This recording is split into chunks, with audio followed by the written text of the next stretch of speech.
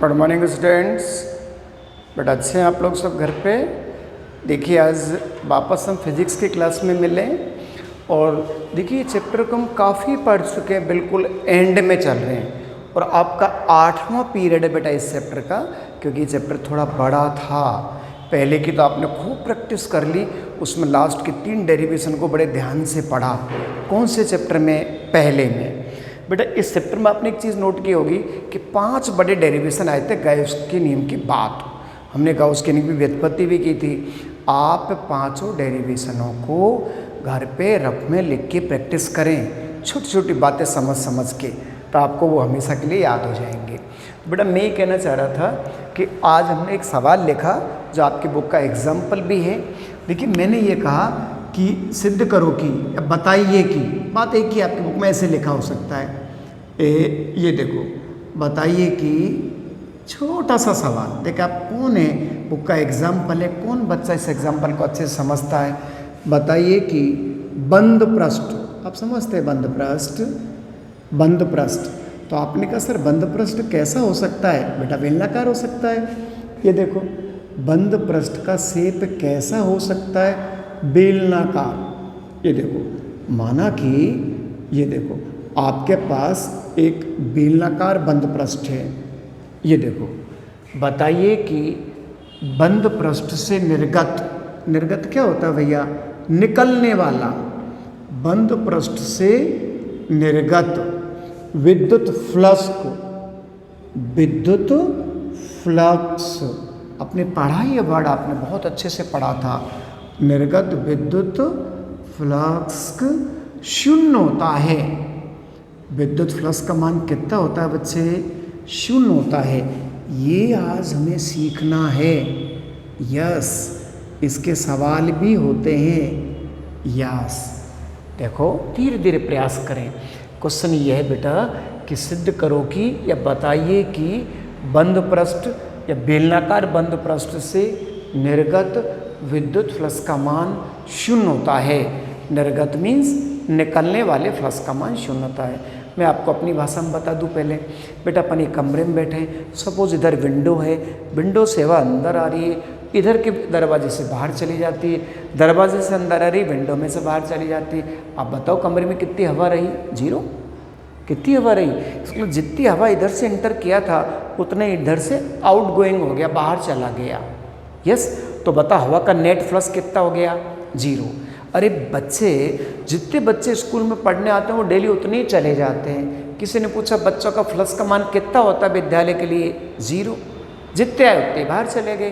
तो मैं आपको बात बताऊं, देखिए इसको अपन जब हल करेंगे, थोड़ा अच्छा सवाल कह दें आप इसको, अगर हम हल करेंगे तो देखिए हल करें तो अपन ने एक बेलनाकार पृष्ठ की कल्पना करी। माना एक बेलनाकार पृष्ठ है। बेटा देखना, चलो इधर बेलन बना दें, यहाँ पे आपको दिखेगा अच्छा सा। माना एक बेलनाकार बंद पृष्ठ है। बेटा देखना ये बेलन कैसा पृष्ठ नजर आएगा आपको? बंद पृष्ठ। जो हमारा हाथ में पेन है बेटे, ये भी तो बेलनाकार साइज का शेप का होता है। तो ये देखिए आपने एक बेलन बना दिया। ये दिख रहा है आपको बेलन? ये देखो एक बेलनाकार पृष्ठ मेजर दिख रहा है आपको? समझ गए क्या? अब बताओ मुझे बेटा बेलन में कितने भाग होते हैं? 3। 2 वृत्ताकार और एक वक्र पृष्ठ होता है। 2 वृत्ताकार और एक वक्र पृष्ठ होता है। तो बताओ पहला वृत्ताकार ये रहा और इस पहले वृत्ताकार का अल्पांश ये दिख रहा है क्या आपको? बोलो बोलो बोलो बोलो बोलो, छोटा बच्चा ये रहा। अब बताओ ये, और फिर मैंने आपसे कहा कि माना कि एक बंद बेलनाकार पृष्ठ है जिसमें विद्युत क्षेत्र बाईं ओर से दाईं ओर प्रवाहित हो रहा है। इस पूरे में विद्युत क्षेत्र ऐसे चल रहा है, बाईं ओर से किधर बच्चे? दाईं ओर। ये आपने मान लिया। इसका मतलब विद्युत क्षेत्र उधर जा रहा पूरे बेलन में से। चलें बेटा अब बताओ, ये अल्पांश दिख रहा है आपको छोटा सा? मैं आपसे पूछूं बेटा इसकी दिशा किधर होगी? अरे भाई ये चौक है, इसमें वृत्ताकार, इसकी दिशा किधर है? इधर की तरफ। तो इस अल्पांश की दिशा भी इधर ही होगी। लो, यस यस यस, पूरे अल्पांश की दिशा इधर ही तो होगी भाई। अब बताओ थीटा कितना नज़र आ रहा है आपको? 0। कुछ आ गया ना बेटा। इधर देखना, यहाँ भी एक अल्पांश ले लें, क्योंकि बेलन में कितने पृष्ठ में होते हैं? 3। ध्यान से बताओ मुझे, ये अल्पांश किधर देख रहा है भैया? ये देखो, ये है, तो ये तो इधर देख रहा था, ये किधर देखेगा? इधर। यस, तो इसका मतलब हो गया कि यहाँ पे ds की दिशा तो इधर है, प्यार से देखना, बट ई तो आपका उधर ही जा रहा ना भाई। अरे ई तो पूरे में इधर की तरफ ही तो है, पूरे बेलन में विद्युत क्षेत्र तो यूं ही जा रहा था। ध्यान से बताओ मुझे, ये इस पृष्ठ में थीटा का मान कितना है? यस, तो बेटा यहाँ से तो विद्युत क्षेत्र क्या कर रहा बताओ? प्रवेश। यस, यहाँ से तो क्या कर रहा है? विद्युत क्षेत्र प्रवेश कर रहा है। इधर से विद्युत क्षेत्र क्या कर रहा है? निर्गत हो रहा है। आपको थोड़ा थोड़ा आ गया? एक थीटा 0 लिखा और एक थीटा क्या लिखा आपने? 180। 180 का मतलब 180। अब मुझे बताओ, एक वक्र पृष्ठ और लेना पड़ेगा। आप चाहें तो यहाँ ले लें, आप चाहें तो यहाँ ले लें। सपोज अपन यहाँ ले लेते हैं बेटा, ये रहा। बस किधर देख रहा है बताओ? ऊपर की तरफ देख रहा है। तो बताइए, छोटा बच्चा ऊपर देखेगा तो ds यूँ लगा दूँ क्या? अरे ये पूरा पृष्ठ ही ऊपर की तरफ देख रहा है। यस, ये देखो, ये लो, ये किधर देख रहा है? इधर। ये इधर। That's all. ध्यान से देखना बेटा, ये की दिशा तो ये है ना। अब बताओ, इसमें थीटा कितना नजर आ रहा है आपको? यहाँ पे 90 degree. Here theta is 90 degree. ये रहा थीटा का मान। कितना डिग्री है थीटा? 90 डिग्री। बोलो बच्चे, अरे इसमें थीटा का मान कितना है? 90 डिग्री। अब आपने कहा सर ठीक है, आपको और हमें सिद्ध करना है कि इसका कुल फ्लक्स का मान निकालना है। बेटा ऐसा करते हैं, ये प्रश्न नंबर 1 है, ये प्रश्न नंबर 2 है और ये प्रश्न नंबर 3 है। कितने पृष्ठ हैं इसमें? 3। अब बताओ कुल निर्गत फ्लक्स, तो बताओ कुल फ्लक्स का मान अपन 5 लिख दें। बोलो भैया, किसी बेलनाकार बंद पृष्ठ से निर्गत कुल विद्युत फ्लक्स। तो कुल विद्युत फ्लक्स बताओ, तो कितने फ्लक्स दिख रहे हैं इसमें? 3। फ्लक्स नंबर 1 S1 वाला, फिर बोलो S2 वाला और ये S3 वाला। एक स्मार्ट बच्चे ने कहा कि सर ये वृत्ताकार पृष्ठ है, ये भी वृत्ताकार पृष्ठ है और ये वक्राकार पृष्ठ है। दिख पा रहा है आपको डायग्राम में? बुक में एग्जाम्पल है बच्चे, ये लो। तो बताओ, अब इसको अपन ओपन करेंगे बेटा। ओपन तो E.ds लगा दूँ मैं यहाँ पे, तो ये तो सब में ही आएगा E.ds। चलो इंटीग्रेशन लगा दो आप। प्रश्न नंबर 1, चलो भैया सर्कल थोड़ी लगाना है आपको यहाँ। या प्रश्न नंबर 2 S2, ये देखो छोटा छोटा लिख रहे हैं आप, यहाँ क्या लगा दें? ds। तो ये तो आपका खेल है कि आपने पृष्ठ को कितने भागों में बांट दिया? 3 में। ये तो हम पहले भी खेले थे। बस चलेगा ना। अब बताओ, कुल फ्लक्स निकालना बेटा आपको। इसका मतलब है कि हम पूरे पृष्ठ से निर्गत कुल फ्लक्स का मान निकालना चाहते हैं मेरे दोस्त। कुल निर्गत फ्लक्स का मान निकालना चाहते हैं। खेले? बताओ बेटा, पहले में थीटा कितना दिख रहा बताओ? जल्दी देखो 0। हाँ जी, देखना पूरा 0। बेटा दूसरे में चलें बच्चे, S2 E.ds cos ऑफ 180 लिखना पड़ेगा थीटा को। देख लो। प्लस आपने कहा सर अब क्या करेंगे आप? अब बताओ क्या करेंगे? यहाँ पे थीटा कितना लिखें? cos of 90। ध्यान से देख सकते हैं आप बच्चे, देखना प्यार से। बेटा cos 0 को मान कितना होता है? 1। कितना होता है cos 0? 1। cos 90 कितना होता है? 0। यस, अच्छे पढ़ने वाले बच्चे, आप जैसे टॉपर बच्चे हमेशा चैप्टर की हर चीज़ को पढ़ेंगे। माना कि ऑनलाइन क्लासेस में हर चीज़ आपके साथ हम बैठ नहीं पा रहे हैं, बट मैं आपको बता दूं कि बेटा थ्योरी में कुछ नहीं छोड़ा सर ने दोनों चैप्टरों में। अभी 2 क्वेश्चन बचे जो आगे के पीरियड्स में हो जाएंगे।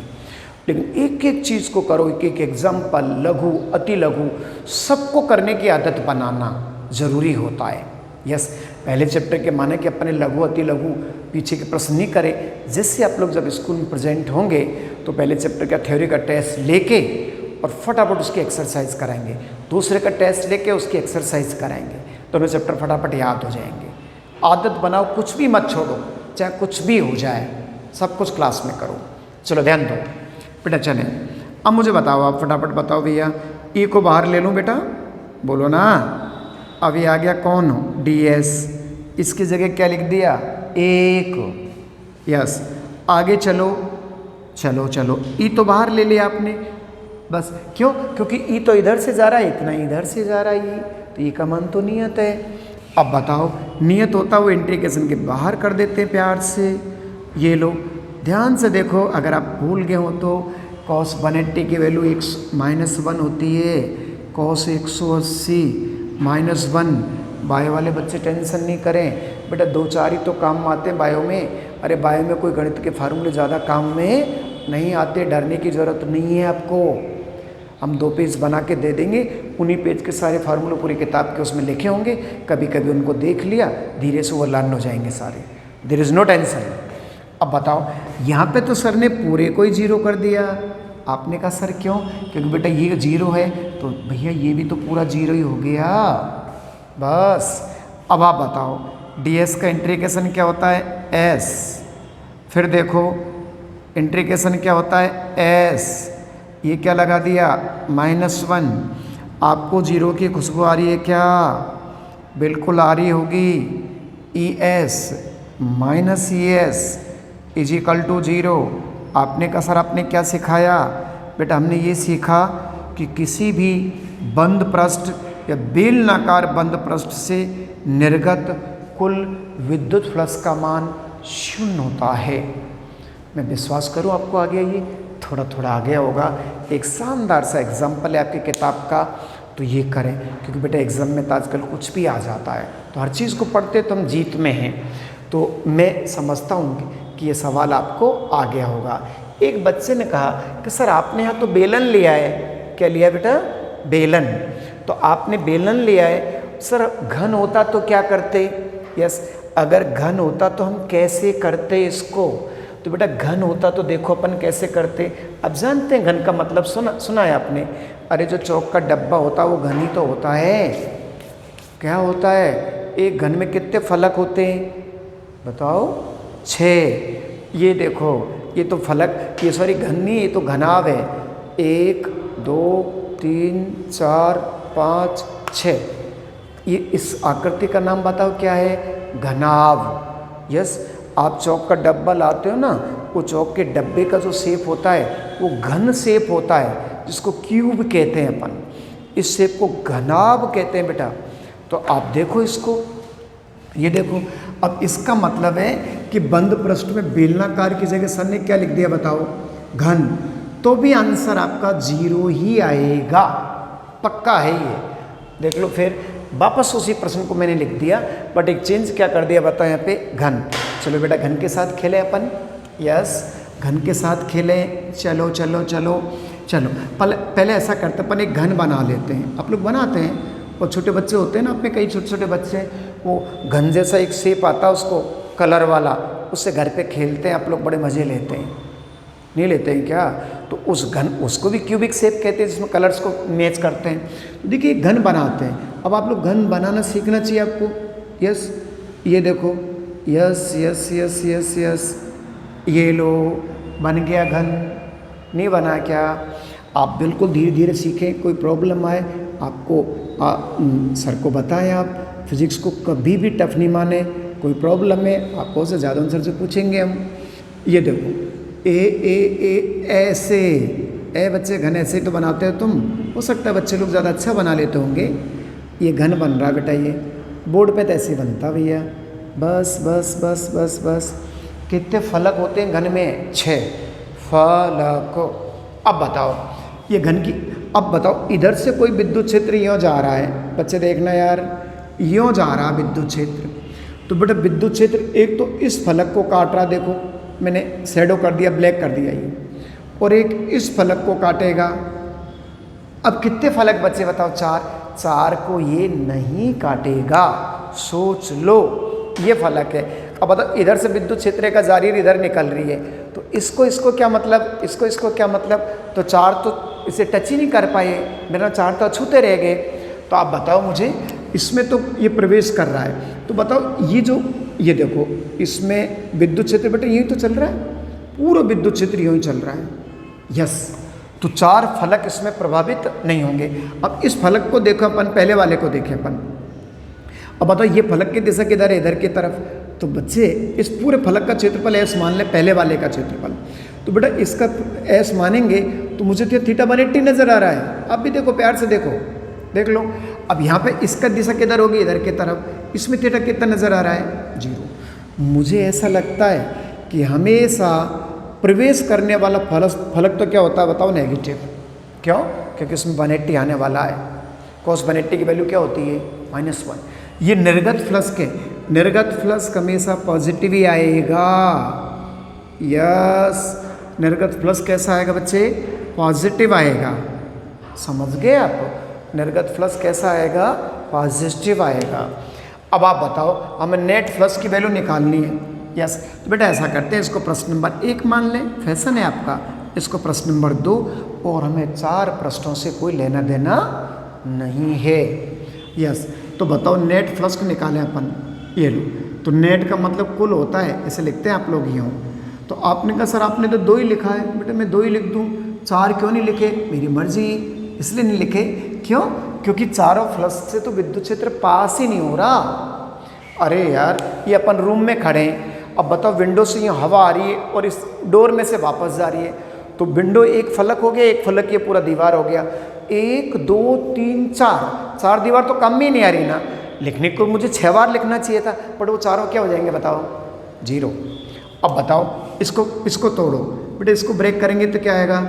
E डॉट एस, डॉट मान लेते, तो पूरे फलक का क्षेत्रफल एस मान लिया आपने।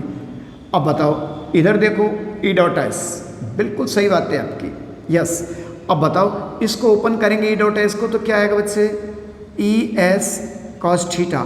थीटा कितना लिख दिया सर ने? 180 लिख दिया। और चलो इसमें देखना ई एस कॉस थीटा कितना लिखो? थीटा 0।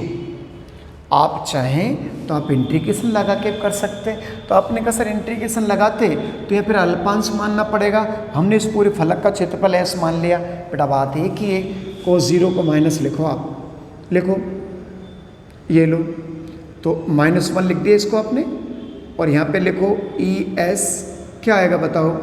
+1। तो यह आपका आ गया क्या बताओ? जल्दी बोलो बोलो बोलो बोलो बोलो। अरे 0 आ गया ना। अरे नेट फ्लक्स कितना आ रहा भैया? 0। यस, ऐसे आपने बेलन में बनाया था, तो बेलन में पहले वाले को आपने हो सकता है कि S1 मान लो, तो S1 उधर वाला मान लो, S1 S2 S3 कोई सा भी देख लो, उसमें एक नेगेटिव होगा एक पॉजिटिव होगा, दोनों 0 हो गए थे। एक थीटा 90 था, आप देखना उसको अच्छे से। तो ये नेट फ्लक्स का 0 आ गया क्या? तो याद रखो, घन से निर्गत विद्युत फ्लक्स भी 0 होता है, बेलन से निर्गत विद्युत फ्लक्स भी 0 होता है, आपके कमरे से निर्गत विद्युत फ्लक्स भी क्या आएगा? 0, क्योंकि उसमें विंडो डोर दोनों होते हैं। मान लेंगे आप इस सवाल को। एक और सवाल से मिले अपन, बहुत अच्छे वाले सवाल से मिले। बेटा इसको मैं रफ करता हूँ, मैं आसान भी, तो आपको थोड़ा थोड़ा समझ में आ गया होगा सवाल पूरा। ये देखो, मैंने एक प्रश्न बोला कि एक आवेश Q घन के केंद्र पर स्थित है। आप मेरे साथ लिख सकते हैं, एक आवेश q घन के केंद्र पर स्थित है।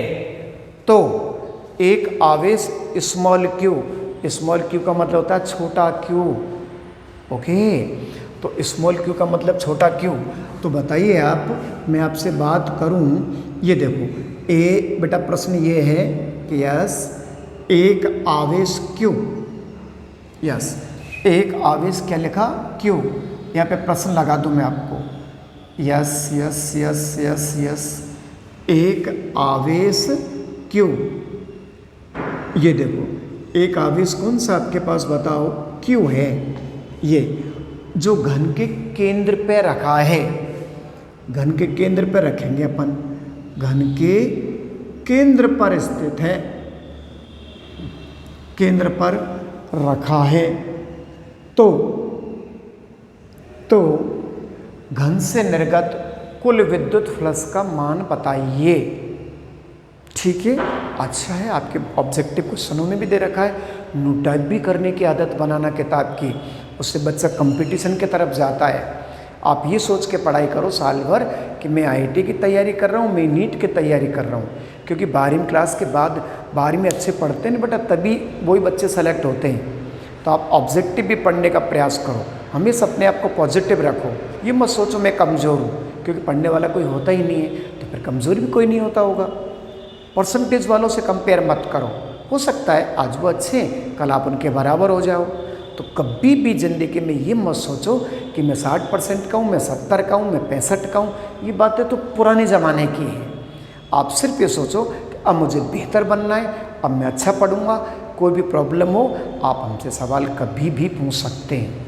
आपके पास हमारे नंबर होंगे नोट्स में, आप उसमें से देख सकते हैं। तो बेटा मैं कहना चाह रहा था कि यहाँ पे बताओ, एक आवेश क्यू घन के कहाँ पे रखा बच्चे? केंद्र पर। तो निम्न का मान ज्ञात कीजिए। घन से निर्गत कुल विद्युत फ्लक्स, ध्यान से देखना भैया, घन से निर्गत कुल विद्युत फ्लक्स को, बेटा घन से निर्गत क्या निकालना है आपको बताओ? कुल विद्युत फ्लक्स। ओके। और एक बच्चे ने कहा सर एक फलक से, एक फलक, ये देखो ये और भी अच्छा लगेगा सवाल आपको, एक फलक से निर्गत फ्लक्स। फलक जानते हैं आप लोग? अरे एक घन में कितने फलक होते हैं? 6, जिसको आप एक तल कह देते हैं एक प्रकार से। आपके इस कमरे में कितने फलक हैं? 6। ऊपर की छत, नीचे का 1 2 3 4 5 6। ये देखो एक फलक से निर्गत फ्लक्स, ये सवाल है आपका सुंदर सा। डायग्राम आपको बनाना जरूरी नहीं है, बट अच्छे बच्चे समझने के लिए डायग्राम भी बनाते हैं। तो आपसे मैं एक डायग्राम की बात करूं, बेटा कच्चा कच्चा बना लें, क्योंकि हम तो घन तो अभी बनाया था आपने एक छोटा सा, चलो आपको दिखेगा धीरे से नहीं। ये देखो ये आपने एक घन बना लिया, ये रहा आपका घन, ये देखो, और ये देखो घन कंप्लीट हो गया, कंप्लीट हो गया, हो गया। ये देखो ये घन बन गया। अब मुझे आप ये बताओ कि ये देखो और ये देखो और ये देखो, बच्चे एक आवेश तो बेटा यहाँ रखा है ना, कहाँ रखा है बताओ? केंद्र पे। क्या सोचते हैं आप आवेश के बारे में कि आवेश में विद्युत क्षेत्र चारों तरफ निकलेगा? तो अगर अपन इस कमरे के बीच में कोई आवेश क्यों रख दें, तो बताओ उस आवेश में विद्युत क्षेत्र कमरे के 6 फलकों को पार करेगा? नहीं करेगा क्या? करेगा। तो बताओ अपन जब हल करेंगे, ये देखो, तो पहले का हल तो ये हो गया कि गाउस के नियम से, कोई बड़ा डेरिवेशन नहीं है ये, काहे के नियम से बताओ? गाउस नियम से। किसके नियम से बताओ भैया जी? गाउस नियम से। बताओ एक कुल विद्युत फ्लक्स को आप चाहो तो नीचे क्या लगा देते हैं कई बार? ई। बेटा ई विद्युत की वजह से लगाते हैं, इकाई की वजह से लगाते हैं, विद्युत, इलेक्ट्रिक फ्लक्स। बताओ सर ने ये लिख दिया आंसर और बंद हो गए सर, बिल्कुल चुप हो गए हम, तो हमने कह दिया आंसर है, खत्म हो गया सवाल आपका। यस, क्यों? क्योंकि कुल फ्लक्स का सूत्र तो यही होता है जो गाउस के नियम से निकालते हैं आप लोग। यस। अब बताओ ये तो पहला सवाल खत्म हो गया। अगर कोई संख्याएं दे रखी हो लाइफ में, ऐसा कोई न्यूमेरिकल हो, तो आपको मैं एक तरीका और बता दूं, सीधा वाला तरीका, ये वाला तरीका इजिकल टू क्या होता है बताओ? के। सही है क्या? तो बेटा इसमें देखना ये सीधा होता है बच्चों के लिए, कैलकुलेशन करते हैं तो। बेटा एक मिनट देखना, देखो कौन बच्चा जिसको ये समझ आता है? अरे बोलो देवताओ, 1/ε0 तो 4 पाई किधर चला गया? उधर। तो याद रखो लाइफ में इसको आप यूँ भी लिख सकते हैं, अगर आप ईमानदार बच्चे हैं तो 4 पाई के क्यू। Yes boss. भैया देखना, अब आपने कहा सर ये क्यों लिख दिया गुरुजी, बात तो एक ही थी, एक ही बात थी, बट ये कैलकुलेशन ज़्यादा इजी लगेगा। क्यों? क्योंकि बेटा के का मान होता है 9 × 10⁹ यस। और ε0 का मान अगर नीचे आएगा तो आप कैलकुलेशन में फंस जाओगे। तो जब भी कोई संख्यात्मक सवाल आता है तो आप इसको यूँ लिखना ज़्यादा बेहतर समझें कि सर कुल फ्लक्स का है आपकी बुक में अनसॉल्व्ड क्वेश्चन, तो आप यूँ लिख के ज़्यादा जल्दी कर सकते हैं इसको। ए ऐसे देख लो, आप सबको गुणा ही गुणा करना बस, केवल आपको आवेश हमेशा माइक्रो कूलम नैनो कूलाम में गिवन होता है, तो माइक्रो कूलाम को आप कूलाम में बना लिया करो न्यूमेरिकल करते हैं तो, कभी माइक्रो नहीं लिखा जाता न्यूमेरिकल में। ये दिख गया आपको, तो ये तो पहले का आंसर हो गया। नोट टाइप में क्वेश्चन आता है, बोर्ड में क्वेश्चन आता है, केवल आप इतना सा आंसर लिख दो, ये और ये लिखने की आवश्यकता नहीं है। ये तो न्यूमेरिकल के लिए बता रहे हैं सर कि सुविधाजनक ये होता है, ऐसे मान लेंगे कि आप मतलब न्यूमेरिकल में ज़्यादा इजी माना जाता है। ओके, बस एक बात, ये तो पहला सेक्शन था। अब अपन दूसरे की बात करें, आधा तो अपन ने कर लिया, दूसरे की बातें करें। बेटा करो तो चलो, आवेश कहाँ रखा बताओ, घन के केंद्र पे। अब बताओ घन के केंद्र पे आवेश रखा है, आपको एग्जामिनर कह रहा है we have done it now taking this, एक फलक से निर्गत फ्लक्स। अरे भाई घन में कितने फलक होते हैं, 6। एक फलक से बताओ 6 फलकों से कितना फ्लक्स निकल रहा था, इतना। ये देखो 6 से तो आपका आंसर ये था, अरे 6 में तो आंसर ये आया था, सारे फलकों से इतना फ्लक्स निकल रहा था। बट अब आपको कितने से निकालना है, 1 से। तो आप बताओ 1 से निकालेंगे तो आप बताओ 1 से निकालेंगे, चलो 5 लिख देते हैं अपन। तो एक फलक से निर्गत फ्लक्स का मान तो होता है ये, अब सॉरी सारे 6 फलकों से। आपको क्या निकालना है सवाल में, यस कि गाउस के नियम से एक फलक से निर्गत विद्युत फ्लक्स का मान। तो बेटा आपको 6 का भाग देना पड़ेगा, यस। तो आप याद रखो हमेशा, अगर एक फलक से निर्गत फ्लक्स का मान पूछा आप चाहे तो 5 लिख दो, नाम अलग हो गया इसका। तो किससे डिवाइड कर दिया आपने बताओ, 6 से। समझ गए क्या, अरे कितने से डिवाइड कर दिया आपने बताओ, 6 से। क्यों, क्योंकि एक पूरे 6 फलकों से निर्गत फ्लक्स का मान तो क्या था, Q बटा एप्सिलॉन 0। तो बेटा फिर एक फलक से निर्गत विद्युत फ्लक्स का मान कितना आएगा बताओ, किससे डिवाइड करना पड़ेगा आपको, 6 से। ओके, किससे डिवाइड करेंगे बेटा, 6 से। तो ये आपका एक फलक से निर्गत विद्युत फ्लक्स हो गया। इसके कोई बड़े न्यूमेरिकल होते हैं, क्वांटिटिव क्वेश्चंस होते हैं, तो वी कैन राइट हियर। आप इसकी जगह कुछ लिखना सिखाया था आपको सर ने ऊपर वाले सवाल में, तो बेटे 6 को तो नीचे रहने देना। तो क्या आएगा बताओ आपका, 4 पाई के क्यू डिवाइडेड बाई क्या कर दोगे बताओ, 6। इससे आपका कैलकुलेशन ज़्यादा इजी रहेगा। आवेश का मान हमेशा न्यूमेरिकल करते तो माइक्रो कूलाम में, इतनो टाइप का सवाल था, तो माइक्रो को हटाते तो सर ने सिखाया होगा, एक माइक्रो में कितना कूलाम होता है भैया जी, 10 की घात 6। तो क्यू का मान ऐसे रख देते हैं अपन। तो मैं इस तरह से आसान बेतूँ कि आपको इस पीरियड के दोनों सवाल भी समझ में आए होंगे।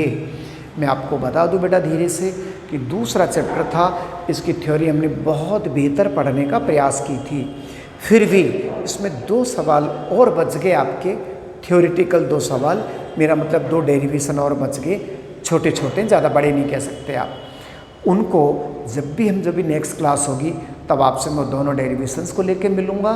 अगर इन केस तब तक सब कुछ ठीक हो जाता है तो यहाँ तक चैप्टर को आप अच्छे से नोट करें, बहुत सावधानी से आप बोर्ड पे देख के भी नोट कर सकते। बट मैंने आपसे प्रॉमिस किया था कि मैं आपको जब आपको लिंक मिलेगा स्कूल की तरफ से, तो मैं लिंक के साथ मैं आपको पूरे चैप्टर के प्रॉपर्ली नोट्स दूंगा। तो आप डीपी वीडियो को देख के और नोट्स को बहुत अच्छी तरह समझदार बच्चों की तरह उतारें, और यूँ समझ के उतारें कि हमारी ऑनलाइन ऑफलाइन दोनों क्लास मिलकर डबल लाइन बन गई हमारे पास। अब हमें चैप्टर वापस पढ़ने की आवश्यकता नहीं है। आप अच्छे रहें, सुरक्षित रहें, फिर अपन मिलेंगे जब आप स्कूल आएंगे तब। Thank you.